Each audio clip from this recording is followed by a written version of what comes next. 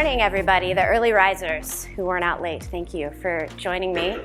As Tracy said, I'm Lauren McCann. I'm the co-founder and CEO of Procure Impact. And today, I hope that I will challenge you to think differently about how you close the gap between what you say you believe and how you operate every day, and inspire you to think differently about responsible sourcing. But before I get into the how, I really want to anchor us in the why by sharing a personal story. On a cold winter night, my brother took off without his jacket or a cell phone and became a missing person. For years, he'd been suffering from mental health issues, and they were compounded by a disability and active addiction. But what completely changed my brother's life was when he was discovered for his talents. He was always a creative, a writer, and an artist.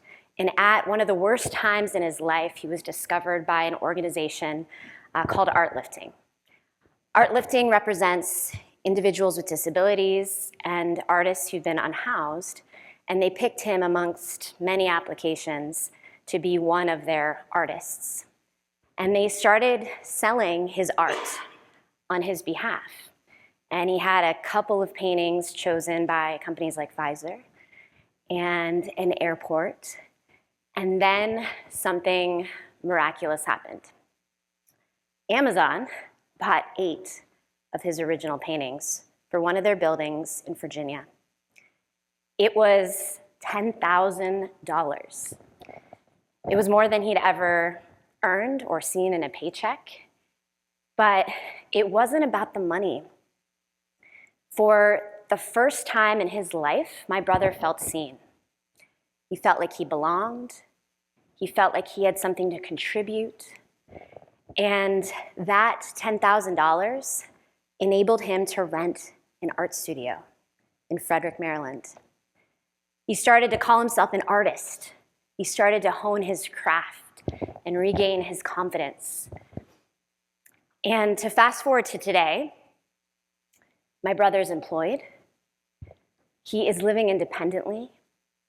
And just this past May, he got married. He is living a life of meaning and purpose, and he is thriving. He's also working as a recovery support specialist and is 3 years sober. Just a decade ago, we didn't think this was possible for my brother. We didn't even dream of an outcome like this because we were in a desperate situation. And at the core, what changed his life was a purchase. One purchase that shifted his mindset about what he was capable of. Now, a little bit about me. I spent many years running one of the largest venture philanthropy funds focused on poverty in the United States, the Stand Together Foundation. And we had this bird's eye view of all of these innovative models that were helping people break the cycle of poverty. And guess what? A job is one of the most transformative ways to do that. To help somebody feel seen, to help someone leverage their talents and skills, and to ultimately find self-sufficiency. And as we were building out our office space, I was given this project to work with architects and designers to design the aesthetic of our office space. And I had this idea. I said, instead of us just talking about how we are an organization committed to breaking the cycle of poverty, why don't we do it through our purchases and through the design of the space? So of course, because of my personal experience, we worked with Artlifting.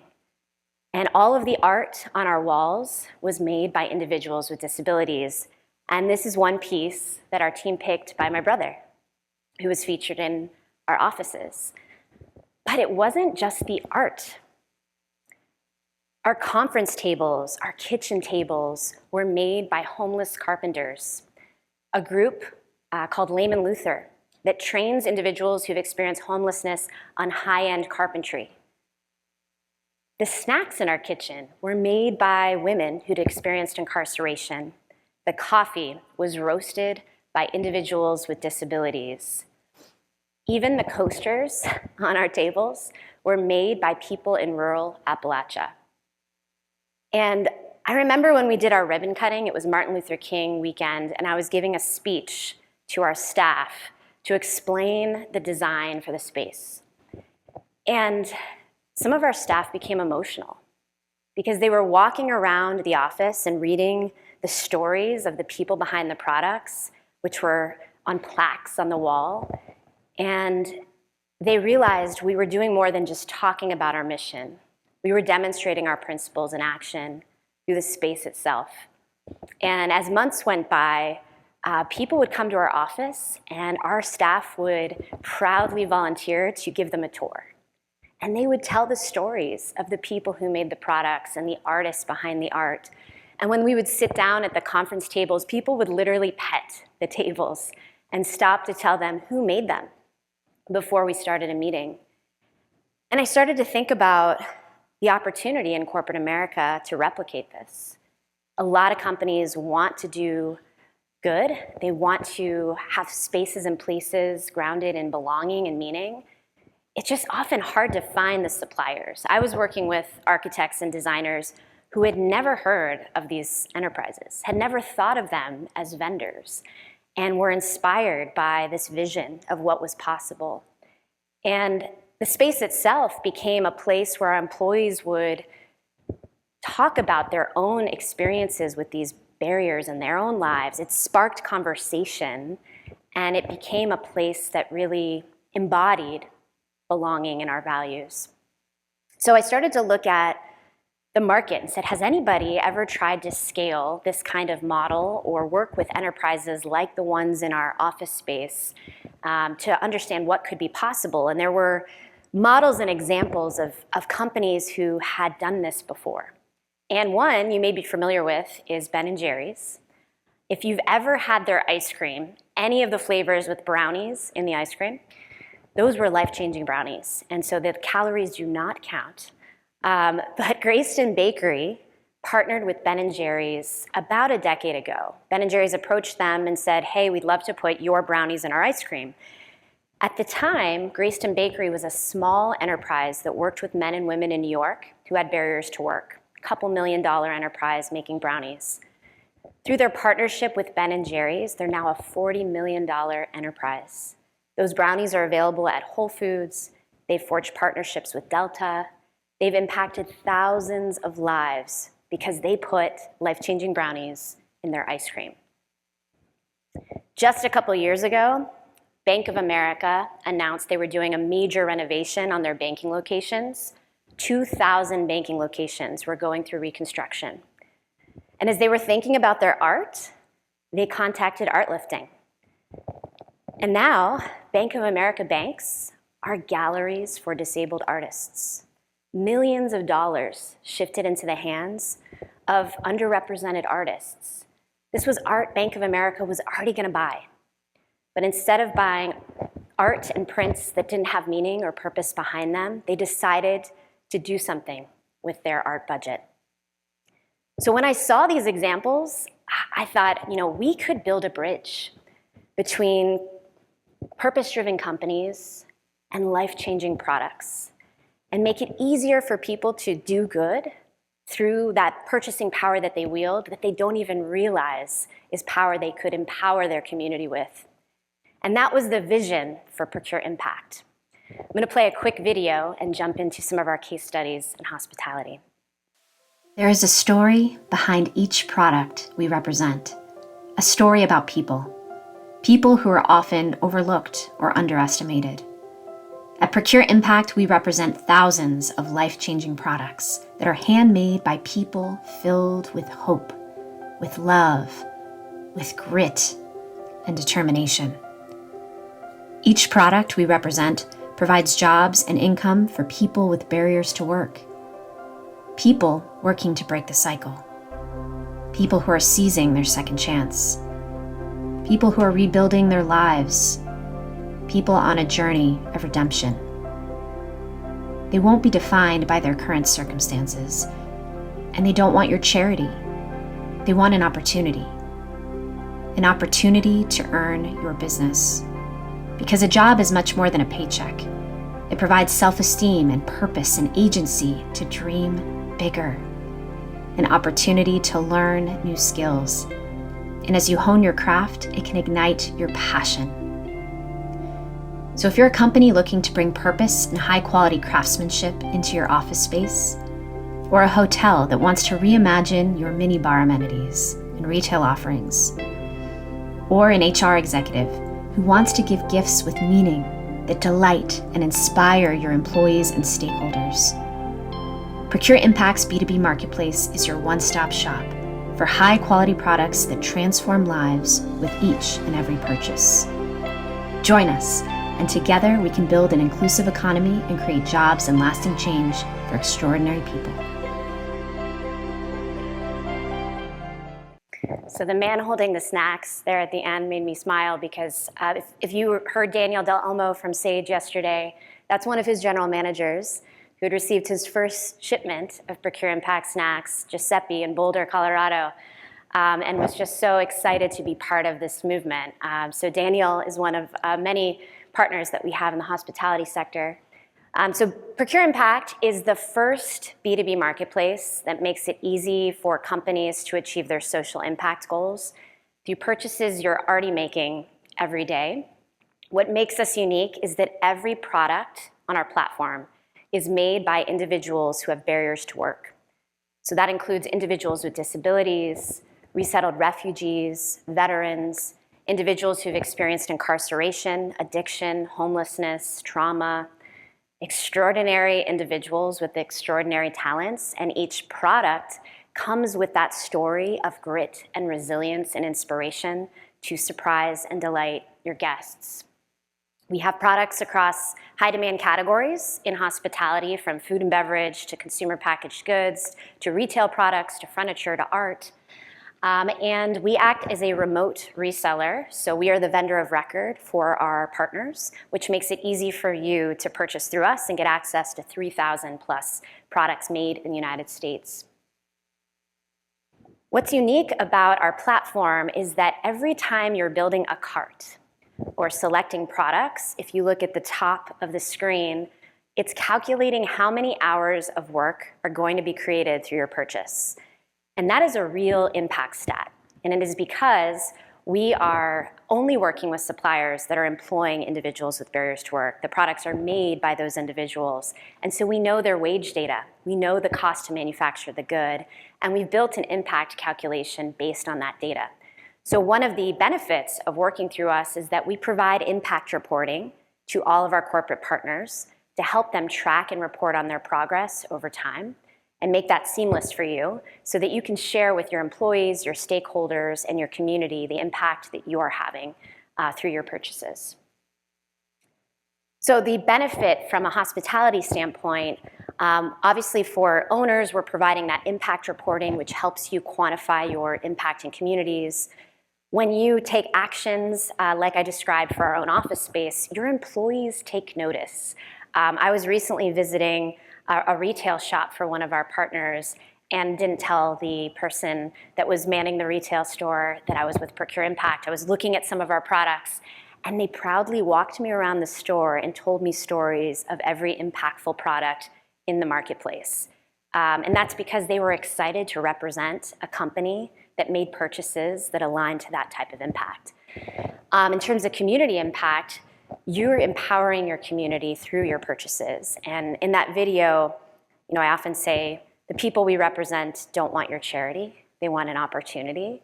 And oftentimes when we think about community impact in hospitality, that may be your volunteer days, right, with your employees, or the donations that you make to your community, which are very important.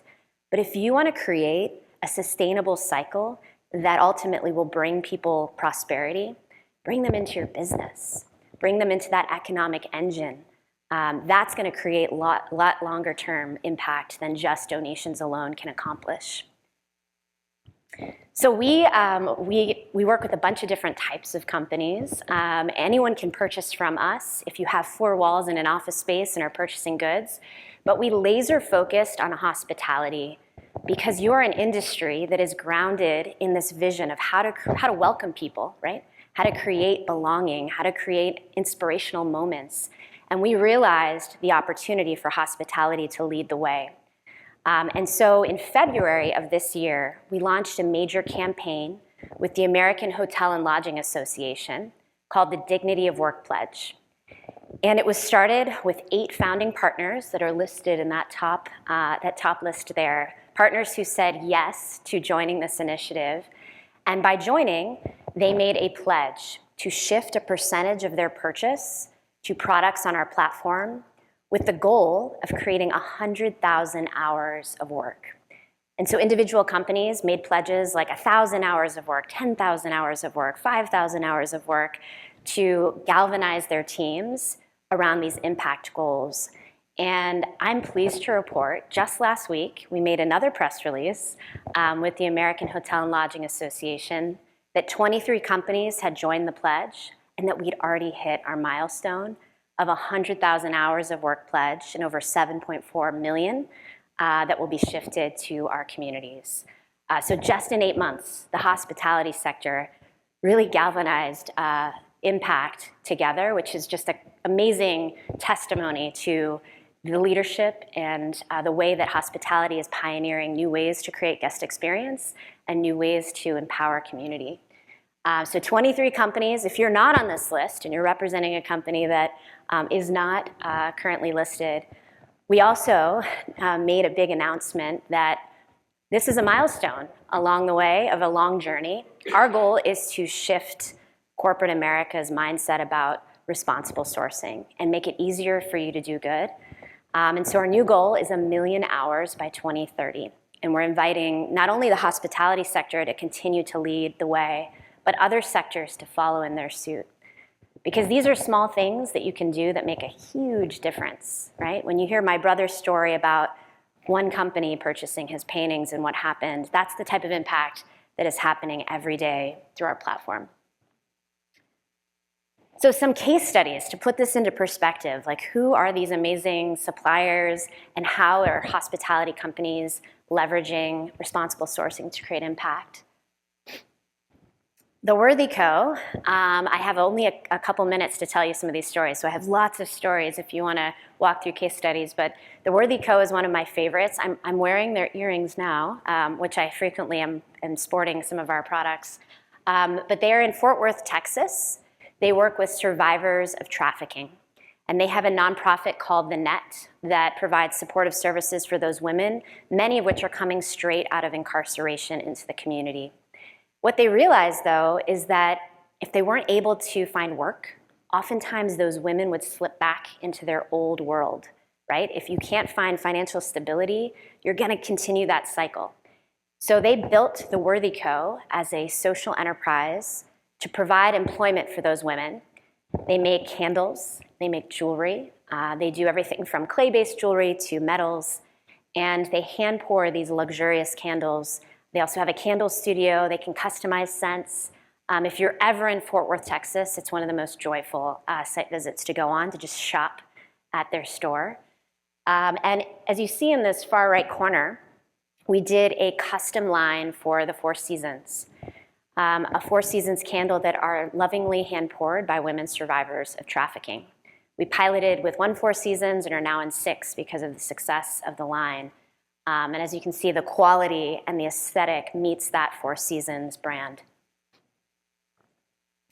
Another one of my favorites, I'm not allowed to have favorites with 100 suppliers, but I have to admit this one is one of my favorites, is Cameron's Chocolates. They're 15 minutes from my house. So when I was starting this company, my youngest, who is now 7, thought I made chocolates for a living, which was pretty cool as a mom. But Cameron's Chocolates, they do biscottis, cake pops, high-end truffles, beautiful chocolates that are used for VIP amenities, grab-and-go snacks, as well as minibar. And we currently have their VIP amenities as custom boxes of chocolates for Marriott Bonvoy and Hilton Honors members as they walk into several hotels. Cameron's was started by Ellen. Ellen is Cameron's mom. And Cameron graduated from high school and was given the opportunity to bag groceries at Giant, which is a great job, but Cameron had a lot more interest and desire to grow. And so Ellen, who was a banker at the time, not a baker, but a banker in finance, decided to open up a bakery because she wanted to help Cameron live her full potential. And fast forward, they now have 30 employees that are individuals with disabilities, from blindness to autism to Down syndrome. And they make some of the best chocolates I've ever tasted in my life. And you don't have to just hear it from me. We did a tasting with the head of food and beverage for IHG. And he tasted these chocolates and he said, I must meet them. I must do a call with them to share how amazing these chocolates are. I travel all over the world, and these are some of the best chocolates I've had. So their tagline, which is appropriate, is extraordinary chocolates made by extraordinary people, which helps shift people's mindset about what the population that makes them is capable of. Why aren't they? Why don't you assume that these are going to be extraordinary chocolates? They have to be the best chocolates to really shift people's misconceptions about the people who work at Cameron's. Former is here in California and San Francisco. They're one of about 6 furniture and woodworking companies that we work with. And all of our furniture makers can do custom pieces like conference tables, lobby pieces, front desks, and small goods like wood blocks or bookends that could add a design element or aesthetic. These are all handmade in the United States, and they can work with designers to actually do custom pieces as well.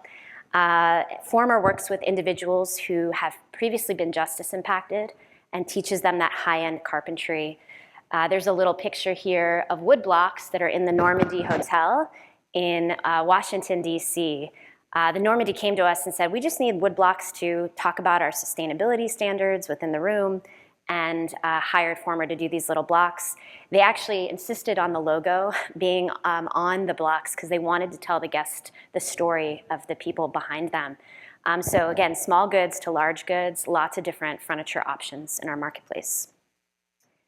And then finally, art lifting, which I've mentioned before through the lens of my brother's story. To give you a bit more context about them, they have 160 artists on their platform. They do commissions, they have prints, they can do murals. They also license the art for different products. I have one with me that I always carry around, a JanSport backpack, where they've licensed the art for JanSport for a couple of different lines. My art on my backpack is made by Mia Brown, who's in a wheelchair and paints with her mouth. And she has beautiful, wonderful pieces, and it's like a cherished item I travel with all the time. So art lifting has collections if you're looking for a local artist and a local story. They have such depth of talent and all different types of aesthetics and pieces. And again, they can do commissions or custom as well. And all of their pieces come with a little plaque that tells the story of the artists embedded in the product itself. So I wanted to end, and I'm happy to take some questions after this, with a quote. Our common hospitality longs to find room for those who are left out. And Greg Boyle is the founder of Homeboy Industries, not too far from us in Los Angeles. He works with former gang members coming out of incarceration and puts them on production lines to work hand in hand together through enterprises like bakeries and electronic recycling companies and a bunch of other innovative ways to get people to come together and unite and heal after a lot of trauma and the incarceration process. And when I saw this in his book, I thought about the opportunity hospitality has to be that convener for community, for your employees, and to really set a vision for what's possible and to reimagine spaces and places through intentional and responsible sourcing. One thing I'll leave you with is that you could hear my presentation and get very excited and inspired, and maybe purchase because you're moved by the story. Our products always consistently are above market in terms of our survey results on the quality, the cost, the reliability. Our repeat order rates are double what they would be for an e-commerce platform. And so I always like to say, like, our products outperform the standard because our cake pop is better than the average cake pop because it's made by a veteran, because it's made by somebody who's looking for an opportunity and a second chance. And we tell that story through merchandising, through collateral, through storytelling assets we provide for our customers. So I hope that this got you to think a bit differently about how small things that you could do in your role could make a catalytic impact in somebody's life, and the opportunity to leverage that economic engine of hospitality for good. Thank you.